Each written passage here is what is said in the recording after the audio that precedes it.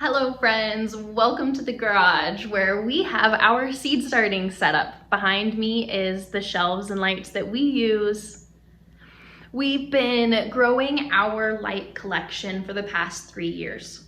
We only started with one and now we have 2.5 shelves worth of grow lights.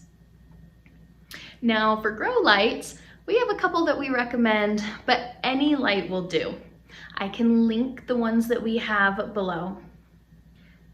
And for shelving, you can use a metal shelf like we have. You could use a plastic one, or you could set this up on a table if you have the space. The most important thing is lighting. Let's take a closer look at the lights we have set up here. Each of our shelves are about 20 inches apart. Right now, we have our lights at the tops of the shelves. This shelf is about 20 inches apart, which is too far for small seedlings. So what we can do is either raise the shelf or put something underneath the trays so that they're only about 3 inches from the light. On this second shelf, we have 2 4-foot long grow lights back there. They're LEDs, and again, we ordered those from Amazon. And on this bottom shelf here, we have one T5 grow light. This is not an LED grow light, but we did get it off Amazon. Now I'm going to talk about the containers that we are going to use to seed start. Down here, we've got some of those peat moss cells. That's what they look like. They're about 2 inches. Pretty inexpensive. And these are 4-inch peat moss. We also have some peat pellet refills. These will go into some of the trays I'm going to show you. We have quite a few trays that we use. We have these cheap plastic 6x6 cells. As you can see, they're starting to get worn out. We've used these about 3 years in a row now. We also have these squared trays. These hold the peat pellets that I just showed you. And we have this long tray that also holds peat pellets. We have used these also to set these on, and that works great as well. For these trays, these square ones, we do have humidity domes and humidity domes for the big rectangular ones.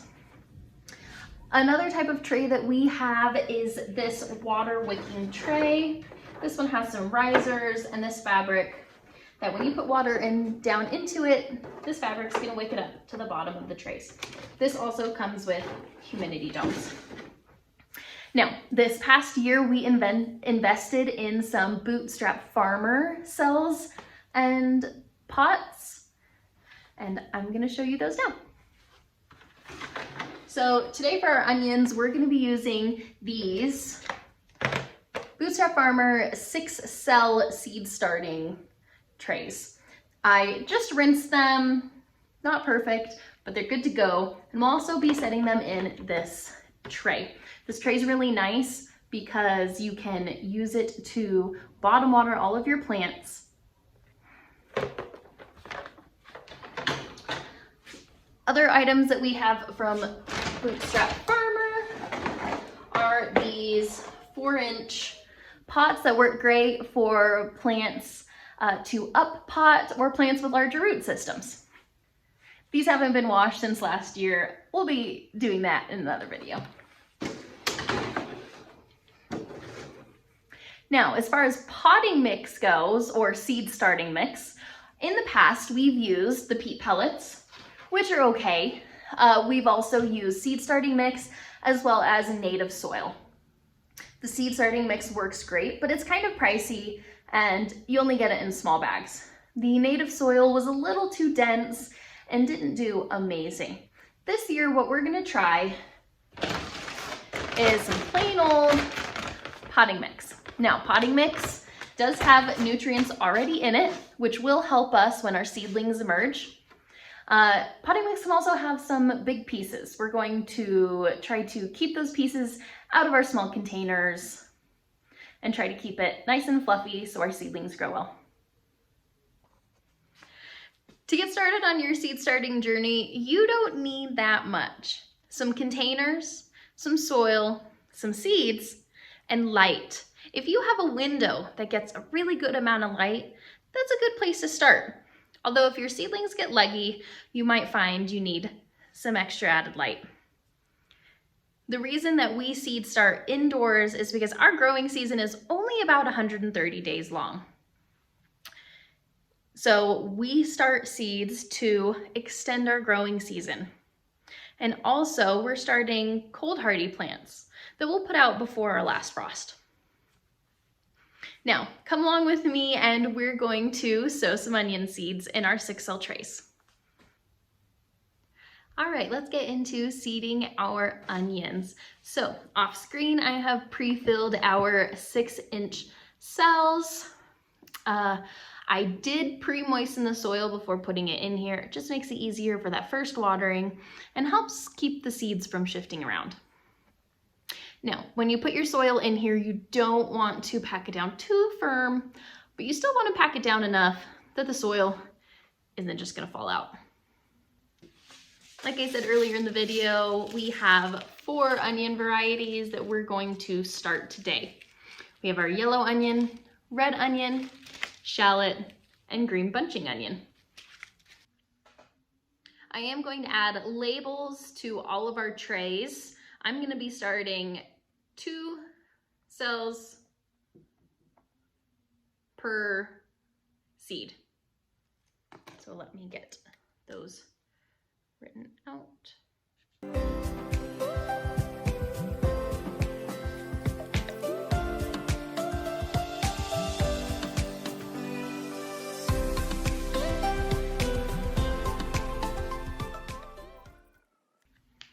Now that we have that ready to go, let's start seeding our trays. Start with the bunching onion. Now, to do this, I am not worried so much about how I am spacing my seeds. For onions, we're going to seed multiple seeds per cell. And as they grow and as we transplant, we'll just shake them apart and plant them individually.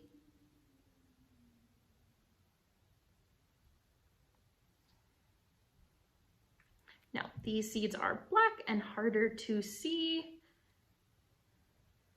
especially with smaller seeds or darker seeds. I definitely recommend labeling before you start so that you don't forget where you put seeds, because I have done that before.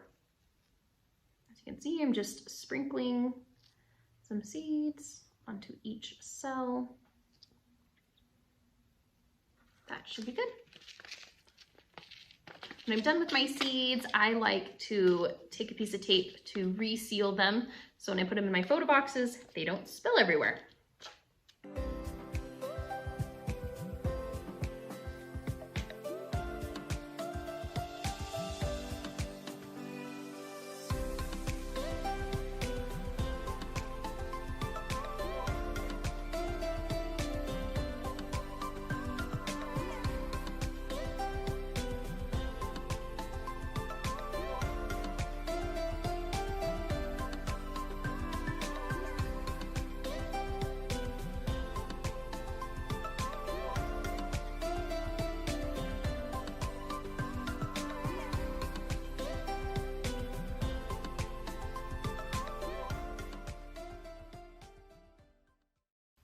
Looks like my camera had shut off, but we just got all of our yellow onions seeded. Now, what I'm gonna do is put a little bit of soil on top of these, and then I'll get everything cleaned up.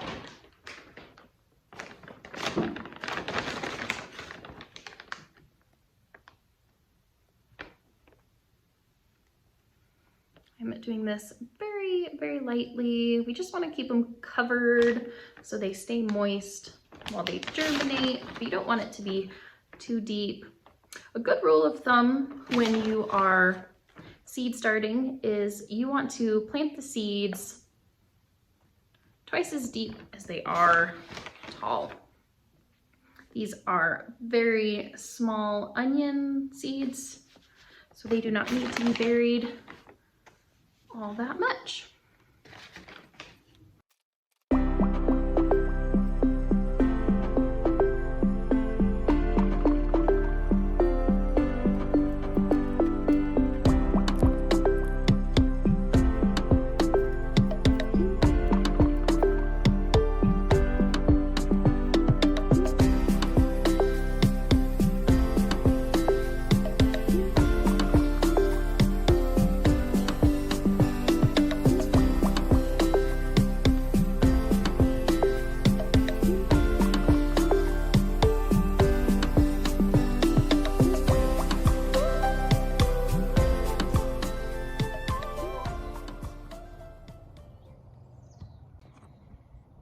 Bandit!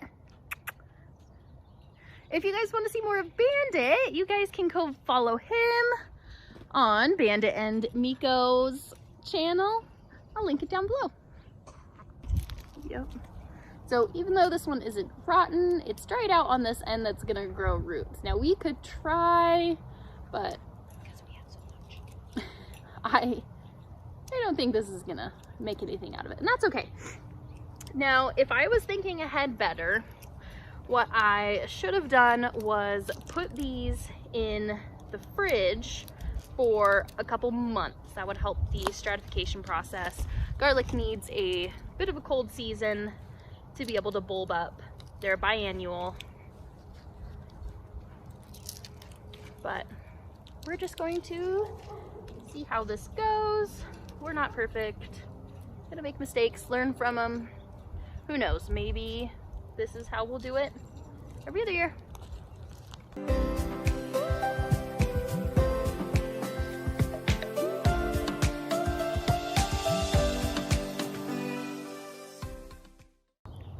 Now that we have all our garlic peeled, we are gonna plant it in a row right along here, right along there. For garlic, we're gonna plant it about 4 to 6 inches apart. Does not have to be exact. You wanna plant it at least 1 bulb deep. We're gonna do it a little bit more shallow because in the next couple weeks we're gonna be adding mulch to, actually we're gonna be adding a layer of compost and mulch to our garden to fill it up. It's gotten a little low over the years. All right, let's get to planting. Now later on we're gonna be planting peas along here. So I'm going to put it just a couple inches from the border.